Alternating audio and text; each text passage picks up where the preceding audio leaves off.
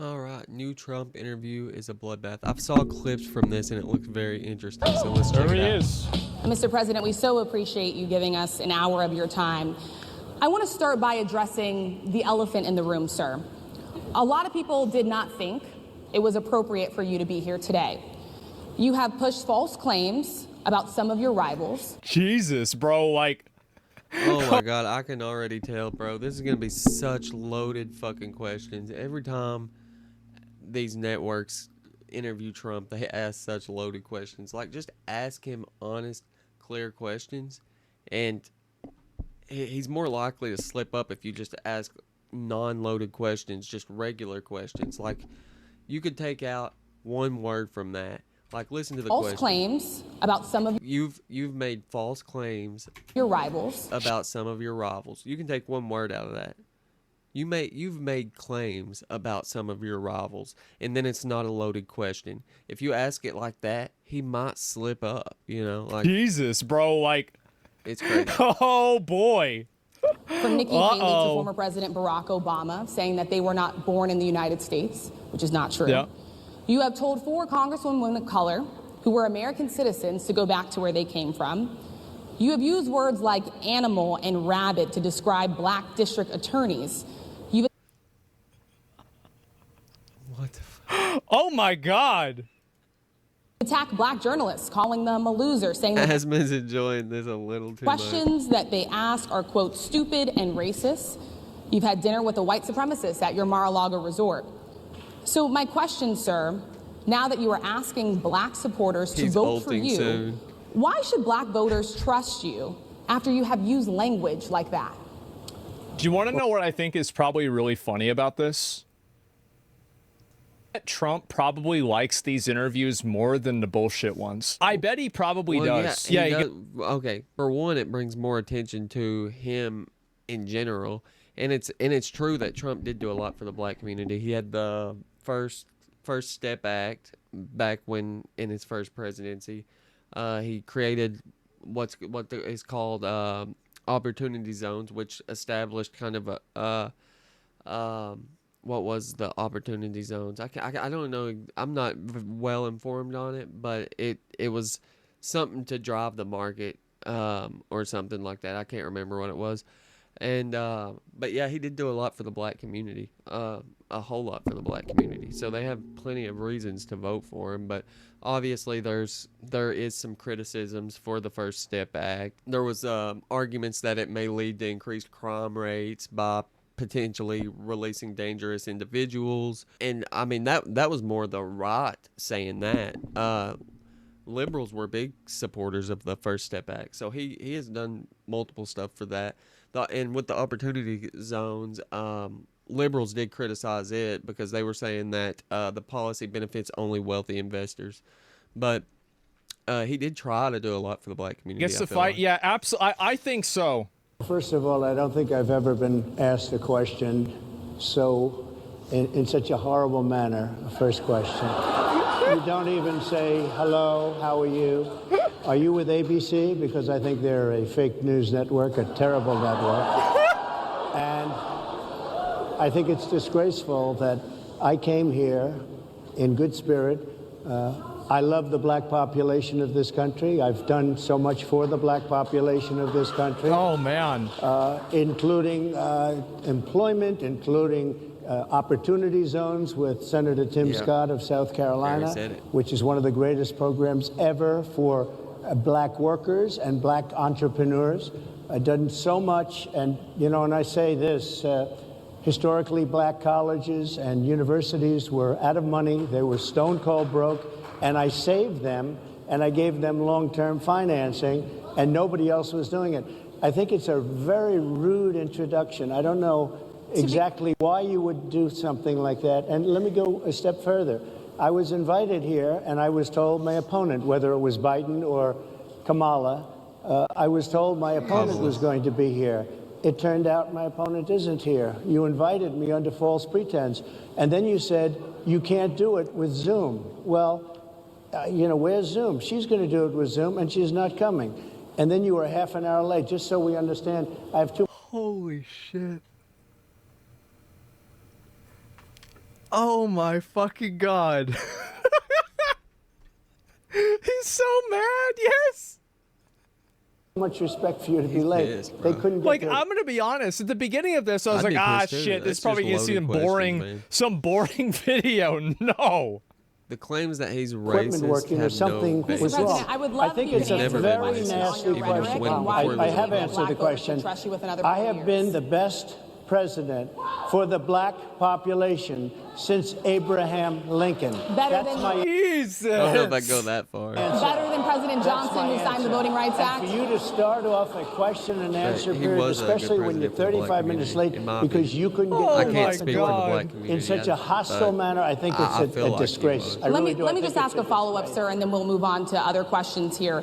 Some of your own supporters, including Republicans on Capitol Oh Hill, my have labeled God. Vice President Kamala Harris, who is the first black and Asian American woman to Jesus. serve as vice president and be on a major party ticket, as a DEI hire. Is that acceptable language to you? And will you tell those Republicans and those supporters to stop it? How do you define DEI? Go ahead. Doesn't even know what it is. And by the way, you know who else called What is it? Kamala Harris a DEI hire? Joe Biden. Yeah, Joe Biden did. He literally has said it. I've heard him say it. Let's actually check that claim. Joe Biden admits Kamala Harris is a DEI hire during pandering campaign speech. And he did say this. He did say this. Together we make history, not erase it. To me, the values of diversity, What? equality, inclusion are Diversity, literally, and that's equality, not kidding, inclusion. the core strength. That's why I'm proud to have the most diverse administration in history. Wait, let's hear It that taps again. into Let's the hear that full again. talents of our. Together we make history, not erase it. To me, the values of diversity, equality, inclusion are literally, and that's not kidding, the core strengths of America. That's why I'm proud to have the most diverse administration in history. It taps into the full talents of our country and starts at the top with the vice president. Come on, pal. Tell me something I don't know. Bro, he literally called her a DEI hire. Like Biden called her that. So But it's also about what is the culture of and the I'm not saying How that do you define Kamala Diversity, hasn't equity, and done- inclusion? Okay, yeah. I'm go not ahead. saying Is that what your Kamala definition? hasn't done anything good. She did good things, or not Kamala, but the Biden administration. They did do a few good things. There's criticism to be left with a lot that they did. I think the American Rescue Plan was very hard on our economy. It was crucial for short-term relief, but the balance with the inflation risk was poorly done. They put a lot of pressure on the Federal Reserve. They invested $1.2 trillion into the infrastructure projects in an attempt to boost growth and create jobs. And of course, conservatives argue that it adds to the national debt, but Trump hired the deficit more than anybody. And it's important for infrastructure, but you also got to account for fiscal responsibility. So That is she hasn't literally- done all wrong, but her failures on the let's talk about Kamala's failures on the border. It's not her dealings with Central America. She's had very mixed messaging. She reversed the Remain in Mexico act. She has completely failed on the border, and the Biden's administration also stopped drilling at the Dakota Access Pipeline in the I think it was line 3. I can't remember. It was line something, but and then the left wants to claim that we're drilling now more than ever, but that's simply not true. As per energyindepth.org, we're leasing land at 0.13% the rate. So Biden, while he does have more permits, and most of the permits come from Trump era backlog of permits, but we're not drilling as much or getting as much gas and oil production because they're not leasing any land for it, and you can't drill without the land for it. So while there's more permits, and it's a lie. If the left tries to tell you that we're drilling now more than ever, it's a lie. And I have the source for that as well. Right here's the source for that. Energyindepth.org. why Biden's oil drilling permit surge is not what it seems. As you can see here, federal acres leased for oil and gas production first 19 months of administration. Biden at 0.13%. Similarly, the Biden administration has proved a record low number of new offshore oil wells. Blah, blah, blah, blah, blah. If you read on to it, the bottom line, while we welcome the progress the administration has made in tackling the federal permitting logjam, it's only one part of the overall story of federal energy production. Mixed messages from the administration, like canceling lease sales 1 minute and touting approved permits to drill the next, create uncertainty within the energy industry. So, again, while we see more permits, there's not as much drilling as they would have you think. Then would you give me a definition of that? Give me a definition of that. Sir, I'm asking you a question, No, a you very have to direct define question. it. Define. Jesus Christ. I actually think like Trump is really good at, because I'm the kind of person that if somebody asks me a question, I try to answer their question honestly. Trump's not that kind of person. And he just, like, if you ask him a question, he'll just completely flip the fucking script. He sidestepped it. Yes. And by the way, you know who else called Kamala Harris? Stop it. How do you define DEI? Go ahead. Another thing that caused more immigration to come over was the discontinuation of the Title 42 public health order. What it is? It allowed for more rights. And by the way, you know who else called Kamala Harris a DEI hire? Joe Biden. He literally has said it. And just the handling of the Biden administration's asylum claims have been terrible too. It's too slow paced with it. Way too slow paced. I've heard him say it. How do you define diversity, equity, inclusion? Okay, yeah, go ahead. Is that what your definition? That is give me a literally definition the words then. Would you give me a definition DEI. of that? Give me a definition of that. Sir, I'm asking you a question, No, a you very have to direct define question. it. Define. Jesus Christ. It's not a subjective. I actually think like Trump is really good at, because I'm the kind of person that if somebody asks me a question, I try to answer their question honestly. Trump's not that kind of person. And he just, like, if you ask him a question, he'll just completely flip the fucking script. He sidestepped it. Yes. I think this is actually very, there's a lot to learn from this, I think. Because I feel like this is very effective communication. Not that it's good, but it's very effective. Define it for me if you I would. just defined it, sir. Do you believe that Vice President Kamala Harris is only on the ticket because she is a black woman? A lot of people Well, I hate can it. A lot say of no. people I think love it it's too. maybe a little bit different. So I've known her a long time indirectly, not directly very much. That's one thing we And do not need she was right now. always- While we do need someone good for the economy, we do not need a divisive man running the country. is of Indian heritage, and she not was saying we need only promoting Kamala Indian either. heritage. I didn't know she was black until a number of years ago when she happened to turn black, and now she wants to be known as black. Oh my God. He did not just say that. Oh He did my not just fucking say God. Bro, he did not just say that. What the fuck? Oh my God. Bro, entertainment at its finest, bro. This is nuts.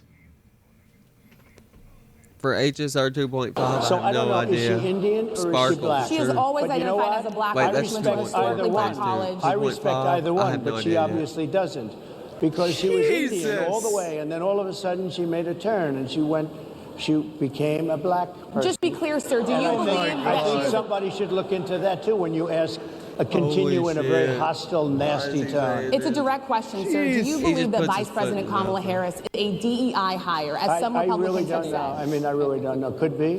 There are some, and there are plenty. I know this lady right over there, Harris, is a fantastic person who just interviewed me at length, and we had a great interview, I think, and I heard you got very good ratings on that Well, you interview. told me it was a He's trying to win somebody else over on the stage so then they'll be more favorable towards him to make her look worse. Oh my God, bro. This guy. He knows what he's doing. Oh God. Jesus Christ. longest And one. like I said, Trump didn't just help the economy either. He hired the deficit more than any president I think ever. I can't remember, but he did have the Tax Cuts and Jobs Act, which was good, but it really required a more balanced deficit management, and I don't know how you would have went about that, but it wasn't all roses like the left or the right would have you think, and it wasn't all bad like the left would have you think. So The leftists say it only benefited the wealthy. That's not true. The only problem I had with it is that it was just too much spending. good discussion. Look, I want to talk about why you're here today. I mean, it is not lost on us how divided we are as a country. Safeguards. And as you were coming today, we really got to see that we were divided along the lines of race, along the lines of gender. And there is this But question he did do better for the economy than Class agro management. Biden Yeah, it did. worked. That's the the Biden thing. administration. See, this is. It's crazy that it actually ends up working. He's good at this, yes. And he, Trump also, I think he pressured the Federal Reserve in a similar way, but he did it to cut interest rates. The opposite of what Biden did. Biden put money into $1.2 trillion into it to build the infrastructure, and Trump, I think, tried to cut interest rates at the Federal Reserve, and that was also good for short-term growth, which makes Trump's economy look amazing on paper, but the long-term detriment of it is questionable. Where we are, why come here? What is your message today? My message is to stop people from invading our country that are taking, frankly, a lot of problems with it. But one of the big problems, and a lot of the journalists in this room I know and I have great respect for, a lot of the journalists in this room are black. I will tell you that coming from the border are millions and millions of people that happen to be taking black jobs. Bro, he doubled down on it. Oh my God, this was the thing, bro. Like, oh Everyone's my God. talking about what is a black job. Damn. He doubled down on it. Had the best. What exactly is a black job, sir? A black job is anybody that has a job. That's what it is. Anybody that has a job. All right. And Mr. President, they're can taking the employment away from black people. They're coming in, they're invading. It's an invasion of millions of people, probably 15, 16, 17 million people. I have a feeling it's much more than that. And everybody's been seeing what's happened. The first group of people, the black population, is affected most by that. And Kamala is allowing it to happen. She's the border czar. She's the worst border czar in the history of the world. There's never been a border czar like this. She's never even essentially been. She said she was there once, but not the right part of the border. So she was a border czar. She's done a horrible job. These people are coming into our country, and they're taking black jobs and Hispanic jobs, and frankly, they're taking union jobs. Unions are being very badly affected by all of the... People say Trump's performance is horrible. I disagree. I think that he's like a bull in a china shop. All of the things that you're not supposed to say, the things you're not supposed to do, he's literally saying, fuck it. People took what he said with like the black jobs and they said this is racist, and he goes back and repeats it to 3 black women on stage in front of an audience of people he just said was black. He is, man. He's like a fucking bull in a Yeah, china no, shop. It's true. I actually think the messaging is very good. Absolutely it is. Millions of people that are pouring into our country. And the reason why, it's not because of what he's saying, it's the fact that he's saying it confidently in a position that it would be uncomfortable. In a terrible And I state, think that- but an entertaining state, Shaw. It goes very far. Jesus Christ. People will respect that. One thing, as we discussed, many of these people are coming in from mental institutions, from prisons, from jails. They're gang members in other countries. Other countries are setting loose their prisoners. They're opening up their prisons and their mental institutions, and they're taking their bad people, drug dealers, gang members, and they're bringing them into the United States. No, and by the way, their crime rate is going down.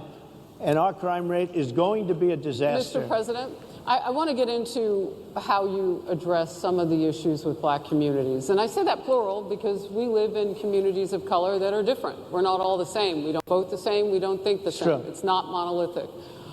So as you come here today, I want to talk about something that bursts. And this is the weight of the inflation on this country right now. Some people are confused with the Mr. President.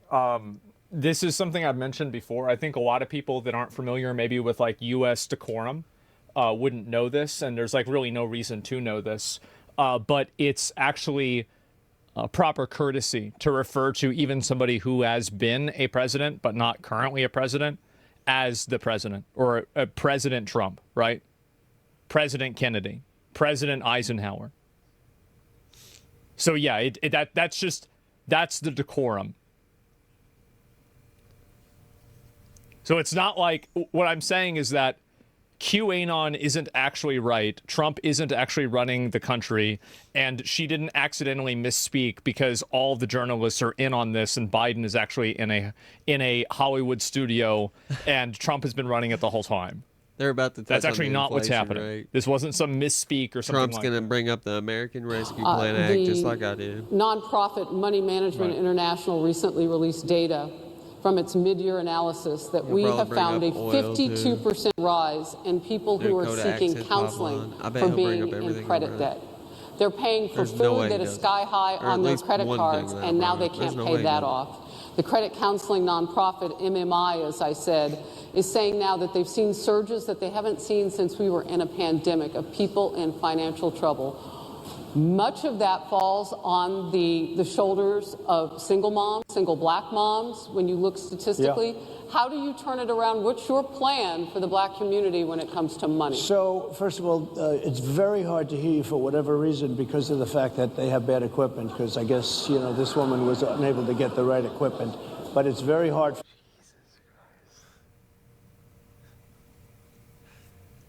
Bro, he is hilarious. For me to hear you, but I can hear every other word. It's very difficult, actually. But so I don't know if they can fix it or do something with it, but I'll do the best I can with it. The inflation is absolutely destroying our middle class, our working class, virtually every class. Inflation is a disaster in our country.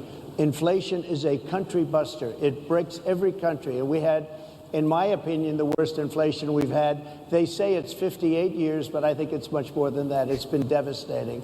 And if you just take a look at a lot of things they don't include, like interest rates.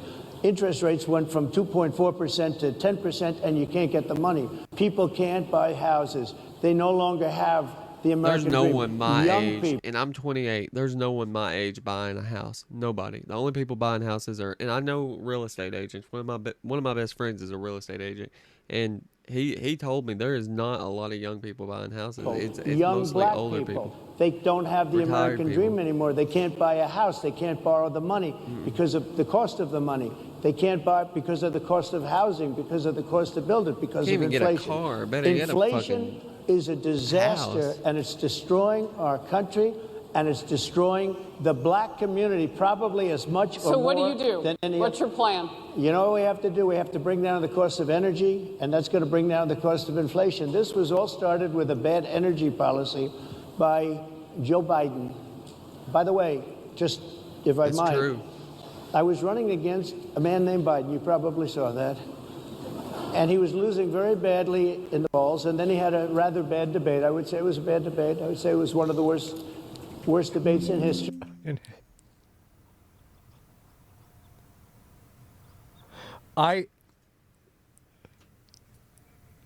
It's crazy that, like, there are, like, the ways that he talks, and it's so fucking funny to me, man. And his poll numbers crashed. And instead of saying, let's keep going, and maybe something happens the other way, they said, oh, we're going to replace him. Let's just replace him. That's like you're in a fight, a prize fighter's in a fight. He's not doing well. You say, let's bring in another fighter. So our whole campaign was steered toward him. What he's talking about, by the way, Shy, if you're not familiar with it, Biden had canceled the Keystone XL pipeline to focus on getting clean energy. His criticism is basically that that's what's contributing to higher gas and oil prices, but it's also that he's not leasing land. Like he stopped the Dakota Access Pipeline, Line 3. He did all kinds of shit trying to get clean energy. And clean energy is a must. We need to have clean energy. It's the future. It is. It definitely is. The thing is, the transition to clean energy needs to be more balanced, and that way we can maintain energy and affordability and security. Like, we're at a state right now that we're not ready to jump into it like the Biden administration had us in. Now we have to steer But I do agree that we do need clean energy, but we're just not at the point where we can jump straight into it yet. You know, it has to be done in a more productive, a better way. There's got to be a better way to transition. It needs to be more balanced. Ultimately, it's the same because they have bad policy. They have policies of open borders, unbelievable open borders, horrible energy policies. They want to get rid of, as you say, gasoline in cars. They want to get rid of oil. They want to get rid of efficient. Somebody says, I don't find this funny. It's a stupid man talking and it's a fascist talking at the same time. You need to stop caring about what happens. Let it go. Just let it go. You have no control over it, bro. Completely disconnect from the this. far right are fascists, the far a fuck. left are communists. Stop getting emotionally attached to this. They're no different. Try to just sit back and enjoy the show. The left and right are different, but the far right and you can vote for how you feel. But the moment that you let it emotionally affect you is the moment that it controls you. And I don't care how many people and you're not going to be any better off for that. If you disagree than with if you didn't do I've said, let me know in the comments. And I do like to hear everyone else's opinions on this shit. Heating, environmentally. I try to see a common sense middle ground on things, but it's like when I do that, I get attacked by both sides. So I don't know. What they're doing is killing our country. They're absolutely destroying our country. But the inflation is the thing that's hurting the black worker, the black population, and every other population within our country. Inflation is the worst it's been, I think, in over 100 years. And they'll fact check it. They'll say it's only 58. Whatever it may be, they don't add all the numbers. They don't add the really bad numbers, and you can check that too. But inflation, I just keep asking myself, do we not have any better candidates than Donald Trump and Kamala Harris? Like, I know we do. There's many fine Republicans and fine liberals out there, man. Fine Democrats and fine Republicans. Like, why are our choices these two? And even if it was these two, I feel like it would still be divided, but it wouldn't be as divided. Like, we have the two loudest fucking people in there. These people know how to steer shit up. That's why they're our choices, not because they're the best choices. This country and the people in our country. Yes, Mr. President, can I ask you another question that is also impacting black Americans? And that's very clear now. Good. Bro, is she just sitting there? Jesus, and man. I'm not 100% informed on all these policies that I've mentioned, so if I've made a mistake, let me know in the comments as well. And remember to subscribe. God damn. Just fuming? I know.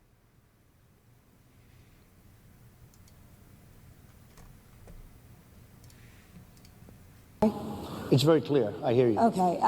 So Sadia Massey, someone from Illinois, an unarmed black woman, was shot the other day in her home by a deputy sheriff. The deputy has since been charged with murder. Good. You've said police would get immunity from prosecution if you win. Why should someone like that officer... This is actually a great fucking question, and Trump definitely needs to answer this shit, because cops do shit wrong. And, like, I hate how it's this fucking all or nothing thing. Yeah, no, she's right. He's fucking wrong about this. Have immunity, in your opinion? Yeah. Immunity? Great question. Immunity. I don't know the exact case, but I saw something, and it didn't look good to me. It didn't look good to me. Are you talking with the water, right? Yeah, well, police unions are not backing this person either. Okay. But again, why would... They're going to be charging the officer. I guess they're charging the officer. So why should he receive immunity?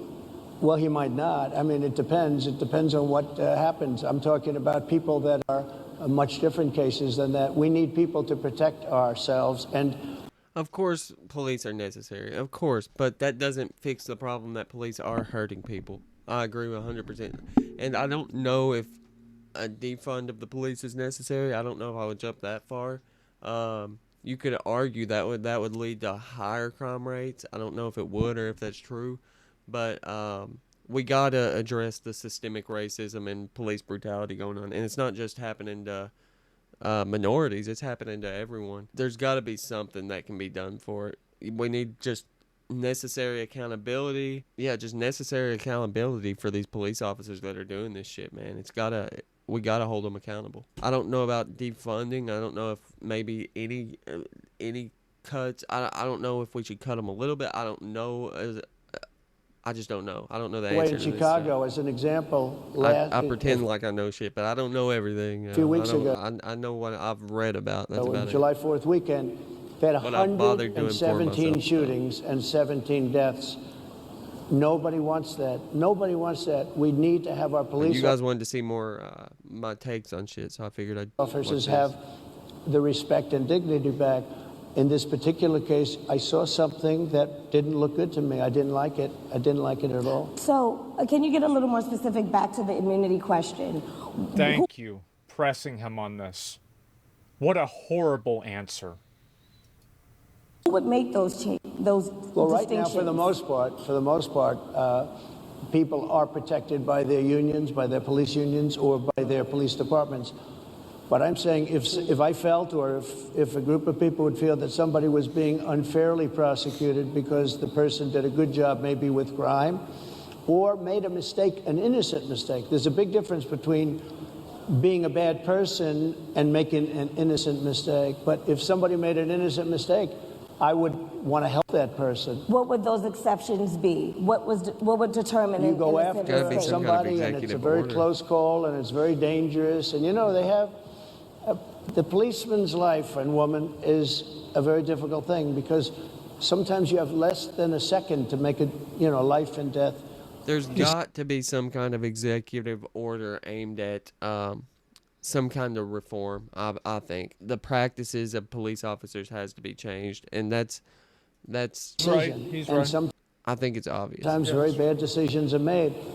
They're not made from an evil standpoint, but they're made from the standpoint of they made a mistake. And I don't think that would undermine law enforcement authority at all, like some. I find it interesting because you do talk about reining in prosecutors, especially when it comes to prosecutors that are prosecuting you.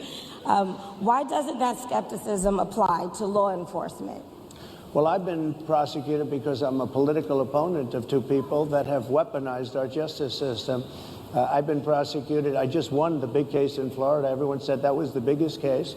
That was the most difficult case. Reform's going to have to be necessary for accountability in the first place. There's not going to be any accountability if there's no reform. There's never any accountability for and these I just won officers, it. man. Now, Biden has a similar case, except much worse. Bro. I was protected under the Presidential Records Act. Biden wasn't, because he wasn't president at the time, and he had 50 years worth of documents, and they ruled that he was incompetent, and therefore he... I think that he's not giving a good answer to this. I think the only part of the answer that was good was the component about how police officers have a short time to make a decision, and sometimes it's not it's a bad decision, but it wasn't done maliciously. I think that point was good. Right. But everything before and after that was dog shit. Yeah.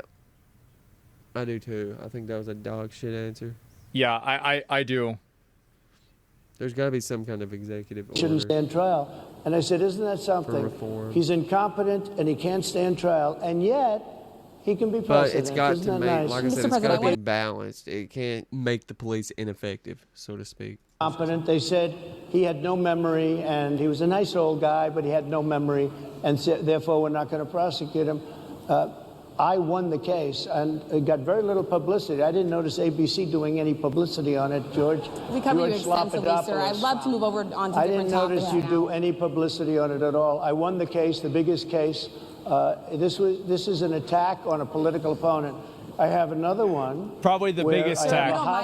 Definitely the biggest attack. Sir, I'd love to move on to different topics. No, excuse you. You're the one that held me up for 35 minutes, just so you understand. God bless Trump. My God. Oh my God. If we can move on now to the state of the race, sir, I want to get back to the campaign. Senator J.D. Vance is your running mate. Yeah. He's had a lot of controversy lately, and I want to read you a few things that he has said in the past. Okay, let's see. He said the Democrats running the country are a bunch of childless cat ladies who are miserable at their own lives and the choices they've made.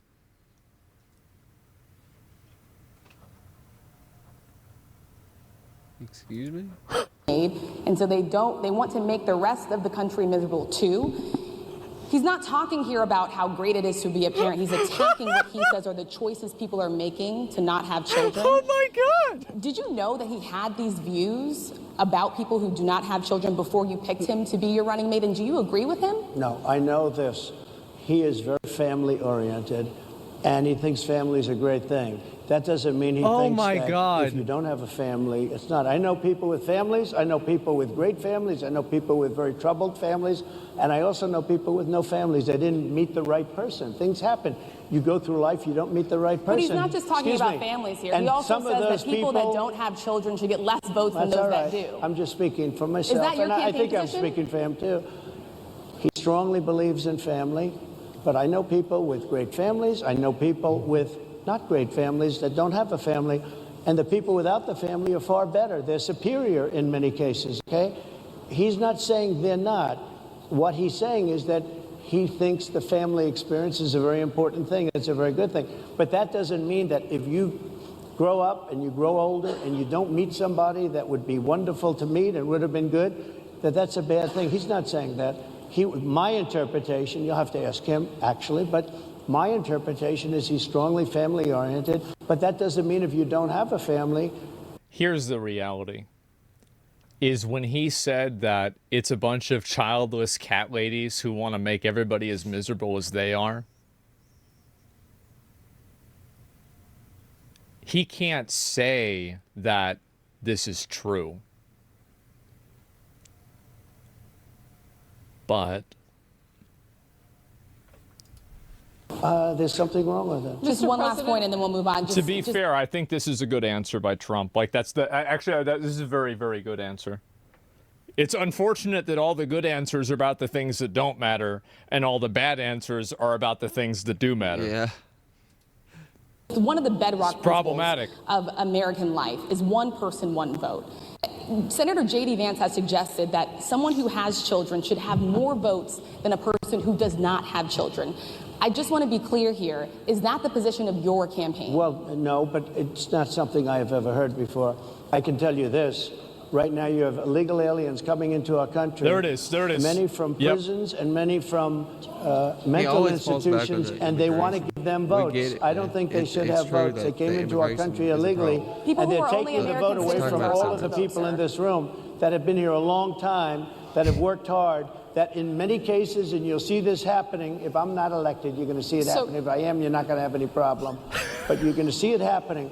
A long time, you're going to see the people in this room people outside of this room are going to be losing their jobs to people that have come into this country illegally.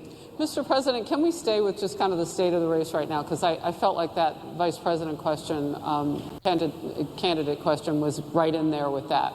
Yeah. So let's talk about J.D. Vance for a little bit. He's had some stumbles out of the gate. I don't know if you're hearing what we hear as reporters, but it's been a tough couple of weeks for him. Why did you choose J.D. Vance? Why are people saying that J.D. Vance was having sex with sofas? Couch. Yeah. Why where did this come from? Cuz like I've never seen him say this. It was in his book. It's a lie, like they lie about you, like, cuz I don't think that, like, I think that there's a chance he could have done it, but I don't think there's a chance that he would have said he did it. So how will we know? There's no way.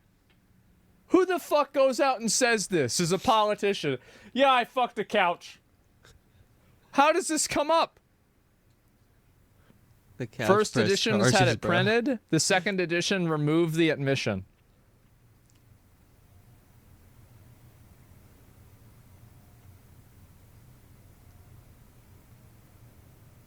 Man. I wonder what actually happened. I don't know. I don't want to know. Jesus. Yeah, because this is an important topic. Why did you choose him? And I'm having a hard time hearing too. I know everybody out there can, but it's hard. I'll tell you why. I chose him because he's a very strong believer in work and the working man and woman, and especially the working man and woman who have been treated very unfairly, because you have many of them in this room. But you have many of those people, they were treated very unfairly. They worked very hard and they were treated unfairly. He wrote the book that became a bestseller. The movie became a smash hit. He's a very smart guy without the benefit of having a family that has contacts, like a father that was well connected. He got into Yale Law School. He graduated in 2 years from Ohio State, summa cum laude. I mean, you take a look at, his career has been an amazing career. He started off at a level with a difficult family situation, very difficult, with the mother and the father and everything else. He ends up going to Yale Law School and was one of the top students, became the head of the Law Journal. I mean, that's an amazing thing. He's a 4-year, he was in the military with great distinction for 4 years, got out, went into business, became successful in business, very successful in business, actually. Did public offerings and other things. And I have to believe in that. I mean, he's somebody that was born in a rough situation. Most of the people know that situation because it was very well documented in his book. And I have a lot of respect for somebody that can get into Yale and become one of the best students in Yale, that meets a young woman at Yale who was also outstanding, and they get married, they have a beautiful family. But he had he's made himself an amazing life. He then goes to Ohio, lives in Ohio, and he had my endorsement. That helped. Topic. But he wins the Senate. He becomes a United States Senator. So he's a United States Senator. Bro, I have to say that. Do you know who really hopes Trump is going to win? Every fucking media company. This guy is just... I mean, this is pure fucking... This is crazy. Endless content. Yes. It's insane. So Harris, like I respect you for your success, I respect people for their success. The reason I asked the question is because the last time you and I sat and talked was the day that you were shot. We'd been together for much of that day. You left to go to Butler, Pennsylvania, and we didn't know what was next. Yeah. And 2 days after that... I cannot understand. Your microphone I know, is so it is really hard for me to understand you too. I can understand you perfectly. Because she's closer. So he's trying to get her to move, I bet. I can understand you. Happy to hear that, sir. But I can't really understand, Harris. I have a few more questions. Because of the distance, and the mics are really in lousy shape, but I cannot understand Are you asking a question? what you're saying. So what I wanted to say was the last time we spoke, you said some words that were prophetic because I asked you who you wanted to choose for vice president. Yeah. And you said normally it really wouldn't matter what they would bring. You choose somebody that you think has a future, that sort of thing. But you said these words 3.5 hours before an attempted assassination on your life. You told me that bad things happen, Harris, and that's why this decision is important this time. Bad things happen. You said it twice. When you look at J.D. Vance, is he ready on day one? Does he what? Ready on day one, if he has to be. I've always had... What? That's a great fucking question. That's a great way to phrase the question. That's so good. It is a good question. Great respect for him. And for the other candidates, too. But I will say this, and I think this is well documented. Historically, the vice president, in terms of the election, does not have any impact. I mean, virtually no impact. You have 2 or 3 days where there's a lot of commotion as to who, like you're having it on the Democrat side. I don't really agree with that. I think that, for example, having Biden on the Obama ticket, it definitely kind of made voters oh, okay, it's going to be fine. It's basically if you have kind of out there candidate, and we'll get to Palin, right? That's the other side. Oh, Sarah If you have Palin, an out there candidate, sometimes having a vice president that kind of like, I feel like basically what ends up happening is that the vice president compliments the president in the way that the president is not. So like if the president is extreme, then the vice president is non-extreme. If the president is non-extreme, then the vice president is extreme for more extreme votes, right? So you have somebody like Sarah Palin, like that affected John McCain massively. I think it did. Then you had Kamala Harris, right? Obviously, Joe Biden is like the traditional super establishment. They bring on Kamala Harris, comparatively much. That's a good point. They do always bring on like a good counter, someone that's their kind of yin and yang, and younger, that too. And that's also like a minority and a woman, and so that people. Brings in that group of people that may feel alienated from just a Biden ticket, right? That's a good point. So yeah, absolutely. And I think that's, and also Trump, like Vance is 39. I think this is absolutely a point. Yeah, definitely. Again, complimenting Trump because Trump is 78. Swayed me right there. He's right. It's important. What's going to be? I think maybe what Trump meant is that they don't play a big as, I don't know. And then that dies down, and it's all about the presidential pick. Virtually never has it mattered. Vivek would have been better. I agree. I think J.D. Vance has said a lot of really funny things that I agree with. But I think that in all circumstances and in all cases, really picking Vivek would have been a better option. Yeah, I agree. Because he's not adding a new demographic to his And vote. it was a mistake not to do it.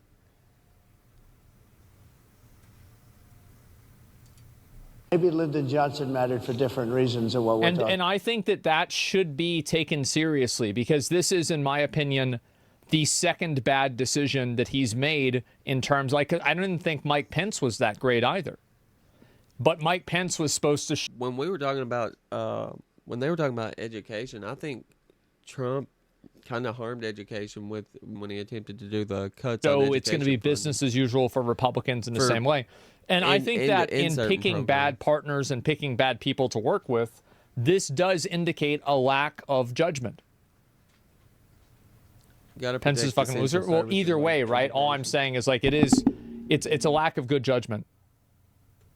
About not for vote reasons, but for political reasons, other political reasons. But historically, the choice of a vice president makes no difference.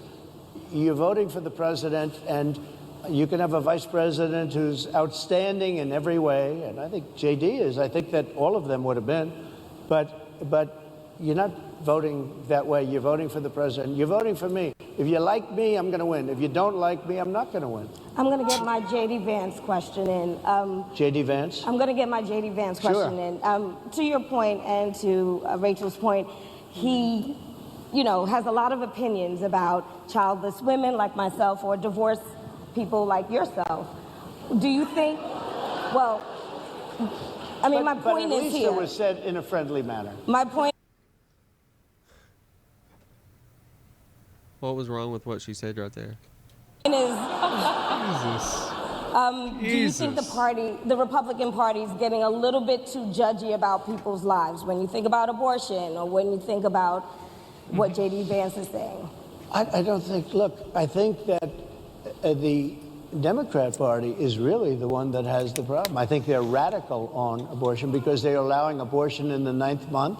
They're allowing the death. They're allowing the death of a baby after abortion in the ninth month is crazy. I think up until 18 to 20 weeks, that should be the cutoff right there. And it's hard to put a frame on that, but I'd say just 20 weeks because that's when the spine connects to the brain, and that's when the baby starts to feel pain. That's when they think the conscious experience becomes. And the reason I say that is because people are going to get an abortion regardless of the laws in place, and I want women to have a safe and secure place to do that too. I always use the example, if say I had a daughter and she turned 16 and got pregnant, and because she was raised in, it's a bad example because my household, but let's say she was raised in a super Christian family, and she's scared to tell her parents she was pregnant. So she went to the back alley, got an abortion, got an infection or something, and died. All those small cases like that do happen, or they're rare. It would happen a lot more if there wasn't a clean and secure place to get abortions. So I'm an advocate for 18 to 20 weeks, cut off, illegal after that, unless it's, of course, a grape or a medical situation of some sort. But I think at 18 to 20 weeks, you should know by then if you want to keep the baby. And I think anything after that's just, if you walk in an abortion clinic at 9 months and have no feelings about, it's not your body. At a certain point, it's not your body. Because that baby could live outside of the womb at 9 fucking months, bro. Like, it's just, but like I said, I am an advocate for at least first trimester, 20 weeks preferably. That's my stance on abortion. The baby is born based on the governor of Virginia. Based on the governor of Virginia, they're allowing the death of the baby after it's born. They're allowing abortions in the 8th and 9th month. Well, Democrats have denied. I think they're. And I in another video, I did relate that back to, like, it's the same thing. Like, the left will advocate for kids being allowed to get sex changes. That should not be a thing.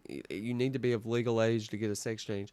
And again, there's rare instances where they would, I know it's rare, but there's kids that get a sex change that will regret that later in life. I know that's rare, but I can't defer from my argument for abortion just because there is a small portion of people that regret getting a sex change. It's like with abortion. There's a small amount of people that would get it even if it was illegal.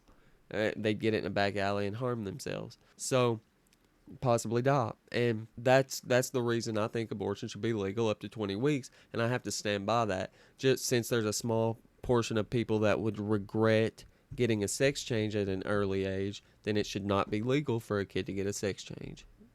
You need to be legal age. And we can debate on what we think the legal age should be. I'll leave that up to the lawmakers and the people who write the laws. But 18 is pushing it. Like I've argued that maybe even for the military it should be raised to 21 because I made terrible decisions up until I was 25, and your frontal cortex isn't developed until you're 25 years old. So. But I think 25 would be pushing it. I think 21, it should be 18 for cigarettes, alcohol, military, everything. I think 18's too young. I was stupid at 18, bro. I think the abortion issue is a bad issue. I do. I think it's... Put it at 18, 20 weeks legal. Like, I say do what I said and then just drop it. I don't think they should push this. Yeah. And I think the Republican Party is actually much less. I think I've made them much less radical, perhaps. But the Republican Party, what we're doing is bringing it back to the states where everybody wanted it. Democrats, Republicans, liberals, conservatives, everybody wanted abortion brought back. They didn't want Roe v. Wade in the federal government. They wanted it. Everybody wanted it back. But the majority of Americans opposed Roe v. Wade being overturned. They don't know about this. Right now, they're voting. It brought it back to the states. Now, I happen to believe in the 3 exceptions. Ronald Reagan believed with rape, incest, life of the mother. I do. I think most people do. I think most Republicans do also. They do. But if you take a look, right now they're doing, it's an amazing thing. Out of the federal government, it's in states, and people are voting. And I will say, Ohio is, let's call it a more liberal version, has been approved. Kansas, the same thing, a little bit surprising to a lot of people. But the people are now voting, and it's taking this issue that's been going on for 52 years and has torn our country apart, and it's giving it to the people to vote on. And they're voting. And many states have already voted. Others are in the process of voting. And it's bringing it back to the people and a vote of the people. And it's not at all radical. And again, you have to follow your heart. I happen to believe in the 3 exceptions. Most people believe in the 3 exceptions. Most Republicans believe in over 90% of abortions are voluntary. Yeah. The exceptions. but they don't want to see an abortion in the 9th month or the 8th month. Almost everybody agrees to that. And they certainly don't want to see, in the case of the governor of Virginia, the former governor, I might add, who said, we set the baby aside and then we decide what to do. Meaning, what do? We execute the baby. That's a radical, horrible position. And some people want that. I don't want it. Most people don't. Thank you. Can I just pivot really quickly to another question? This is what's the problem with voluntary abortions. I mean, you guys know what I think about abortion, right? I'm in favor of abortion. I think abortion's fine. I even think late-term abortion is okay. The reason why is that I don't think it's okay. I think 18 but to 20 I don't think the government can make a better choice on it than the parent can. And I think the amount of government oversight in making the decision will cause more harm than good. And so basically, like, I think obviously, like, abortion is kind of a medieval thing to do. It's awful. But I think that you should obviously be able to do it.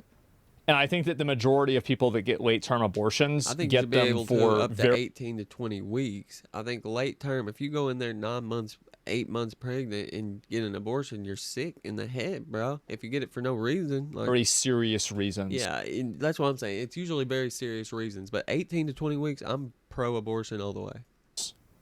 It's not like somebody just decides...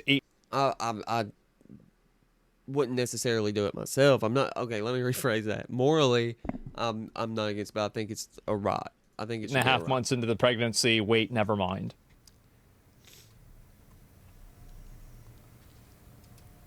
You brought up health, Harris. You're an active man. We see you golfing all the time. And also, I'm saying it does happen, right? It does happen. No. It's just that I think that it happens so infrequently, and the legislation and the creating of rules around preventing it from happening will create more harm than good as a net outcome. I think that it's bad too. But I don't think that you can make a rule that can prevent it from happening in something that's bad without there being a lot of collateral damage. I understand that, like, that's not a great answer to have. I get it's his not a great argument, but I think at 18 to 20 weeks, if you don't know by then that's your problem. You fucked up, bro. Way to look at it. You fucked up. It's your problem at that point. Like, like I said, unless it's a medical, the 3 exceptions, I think 18 to 20 weeks is a good cutoff. I think that's a very good cutoff. 24 tops. I think that's the best way to look at it. But there's got to be a cutoff. They should be rare. Yes, and they are rare. If you win, you'll still be president at 82. Yeah. Which is older than Biden is right now. But not mentally. Look, mentally. Here's the question. He's shot. But most people... Would you consider... Most people... I know many people in their 80s and their 90s that are in great shape. Some of our greatest leaders. You look at throughout the world history, the greatest leaders, some of the greatest leaders in the world were in their 80s. But here's the question. Would you consider stepping down if you felt that your health was declining? Or would you... Oh, absolutely. And who would make... I think I'd know. How would you make that decision? I think I'd know. Look, if I came onto a stage like this and I got treated so rudely as this woman treated me... Oh, my goodness. And I'm fine with it because she was very rude, sir. Very rude. That wasn't a question. She didn't ask me a question. She gave a statement. That wasn't a question. I repeated your statement, sir, actually. You said you would. You would Oh, make absolutely. that decision If I thought that I was failing in some way, I want people to be sharp. I'll go a step further. I want anybody running for president to take an aptitude test, to take a cognitive test. I think it's a great idea. And I took 2 of them, and I aced them. Well, I took 2 of them. But let me ask you. Yeah. I would like to have... To be fair, this is as good of an answer as he could give. Yeah. It is. This is good of an answer. People running for president. And I don't mean because they're 75 or 85. I think anybody running, I'd like to do it. People say it's not constitutional. I would like to have something passed where you... I think we should know. I mean, I've watched what's happened in the last couple of years under this gentleman, and our country is a mess. We have inflation. Here we go. The millions of people falling in. We have Afghanistan, which was the worst, most embarrassing moment in the history of our country. Oh, shit, he's doing it again. Done to our country and her too. what they've done to our country. She has been a horrible vice president. She's considered the worst vice president in the history of our country. Mr. President. But would you consider taking the cognitive test? Mr. President, I would love to and do make it it public. Well, I've already taken 2 of them, but I'll do it again. Mr. President, how do you intend to... I suggested, Harris, that let's take one. I said, Joe and I will go and take a cognitive test. Now, I'd do it with her, too. I would do it with her also. You know what? She failed her law exam. She didn't pass her law exam, so maybe she wouldn't pass the cognitive test.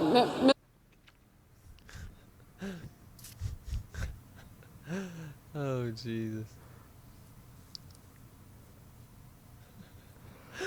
Oh my fucking God. Jesus, man. This is crazy. Dude is a savage, yeah. Holy shit. Lord help him. Is all content? I know, man. Peak content. This is insane. Mr. President, are you saying she wouldn't pass? Just to be clear, I'm just giving you the facts. To be clear, you don't think Harris... How do you intend... She didn't pass her bar exam, and she didn't think she would pass it, and she didn't think she was going to ever pass it, and I don't know what happened. Maybe she passed it. She did pass it. There's a man over here, I think he must work for her. Mr. President, I would love to ask you about January 6th. You've called yourself the candidate of law and order. Yeah. When Time Magazine asked you if you would consider pardoning all the rioters, you said, yes, absolutely. Sure. You called them patriots. 140 police officers were assaulted that day. This is the kind of stuff that really makes him something that's only like, something like this doesn't come around every 10 years, man. I want you to take a look at the water. Now, he has his water over here.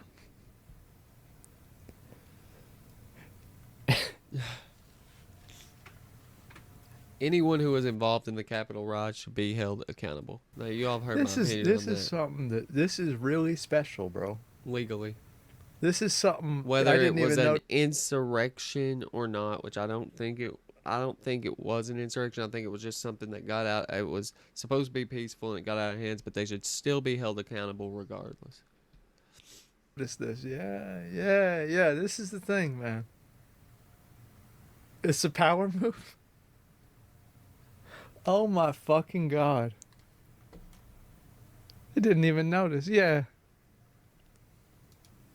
I don't know if they were an attempt to overturn the election, then it may have been an insurrection. Like I said, that's up for debate. That's not for me to decide. But I don't know. The more evidence I read about it, the more I start to think it was an insurrection. But regardless, they should be held accountable for it. Their injuries included broken bones. At least one officer lost an eye.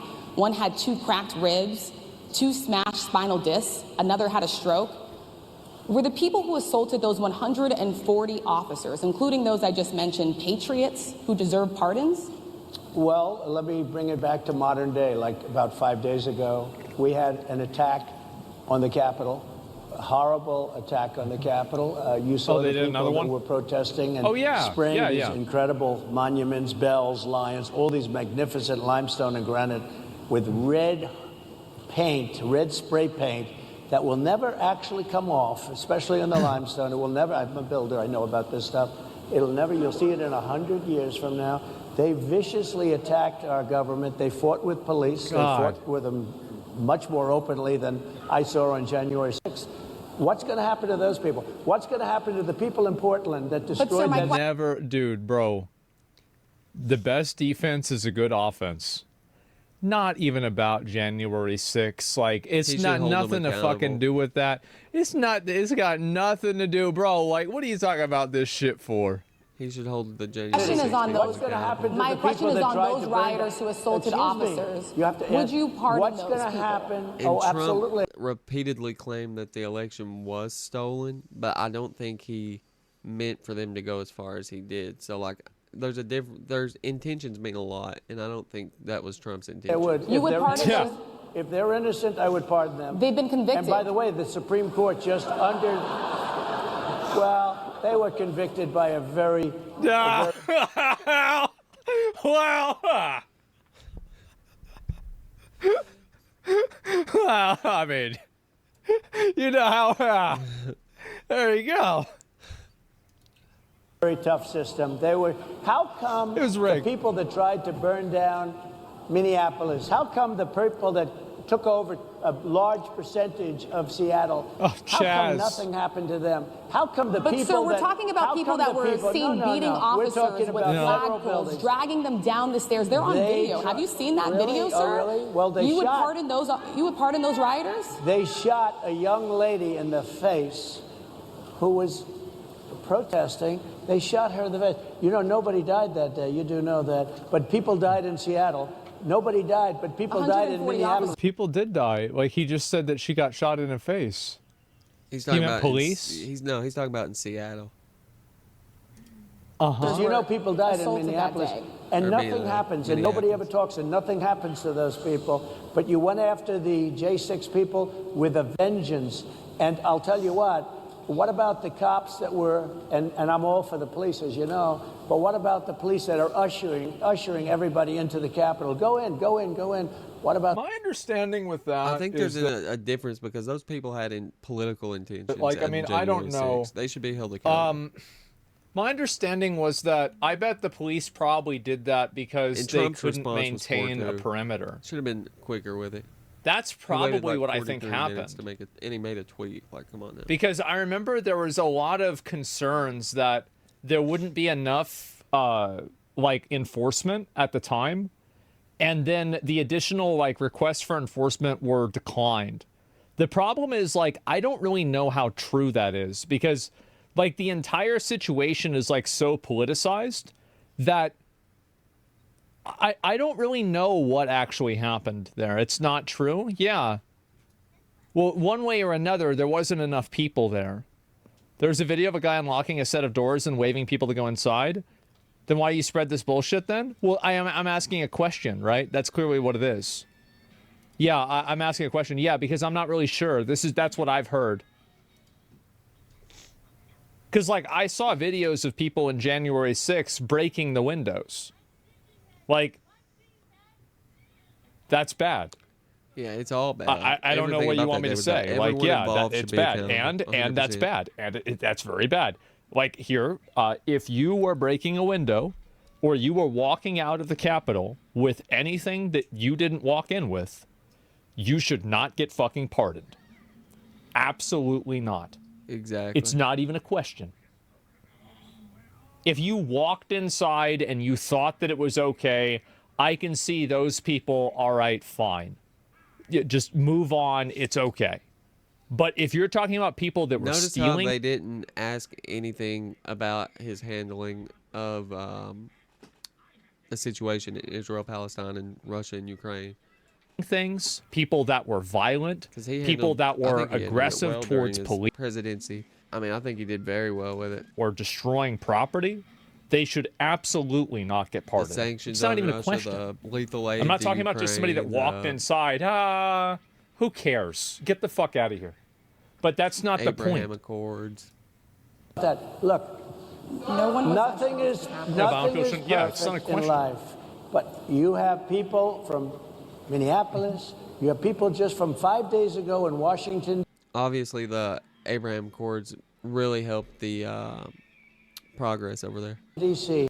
They were having fistfights and fighting with They didn't address the core issue in the conflict, but they definitely helped diplomacy. Police. They were spraying and destroying. They were desecrating our monuments in Washington, D.C. See, I have the very extreme opinion that I think the police should have come and arrested all those protesters, too. The moment they started destroying the property, they should have been immediately arrested, sent to jail. It's not even a question. Like... I did have a problem with his handling of the aid cuts to Palestinians, though, because there's got to be that had huge humanitarian impacts, meaning that he was, like, people were starving because of it, and it's got to be, something has to be done similar to that. Like, if you're going to send food and water to Palestine, you have to have very strict oversight of it. You cannot... So I don't necessarily disagree with cutting it, but there has to be more strict oversight to it. that you cut it, but you make sure the people get it, because the humanitarian impacts of what he did was awful. It was awful. So that's one problem. That's a huge problem. How is this even a conversation? And that's where I agree with Biden's restoration of aid to it. But I also recognize that Biden's aid to the Palestinians did alleviate that suffering of the starving and thirst and stuff. But for that aid, there was not near as strong oversight.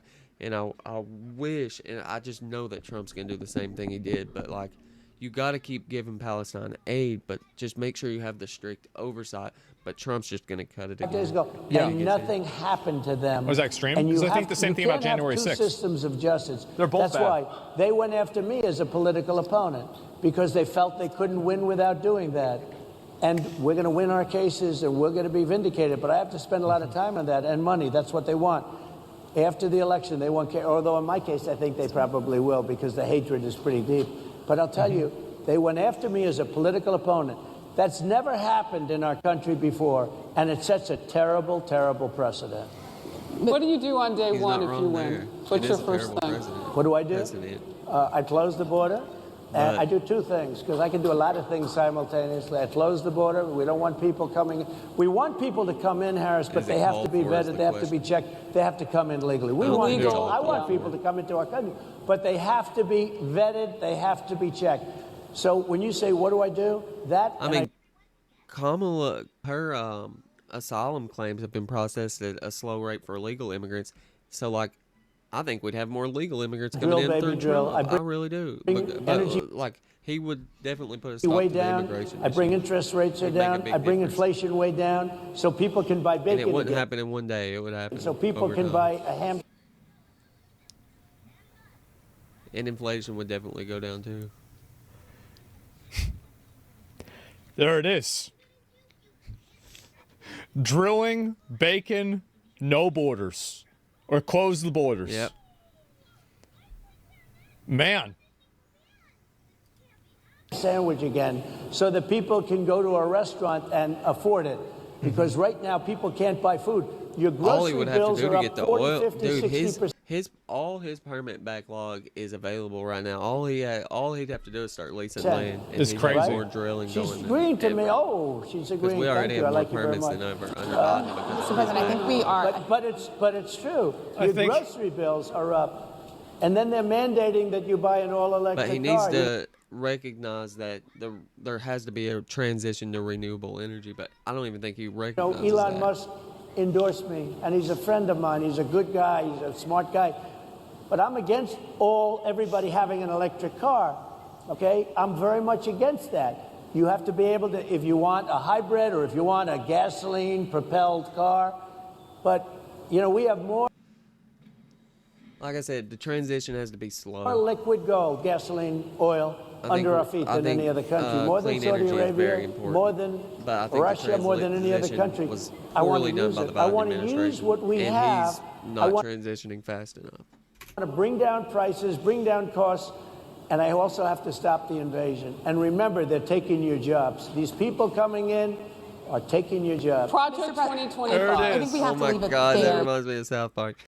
They took our job by the Trump team. God. All right. So leave it. We'll leave, that is the last word. Thank you so much, Mr. Trump, for coming today and joining us.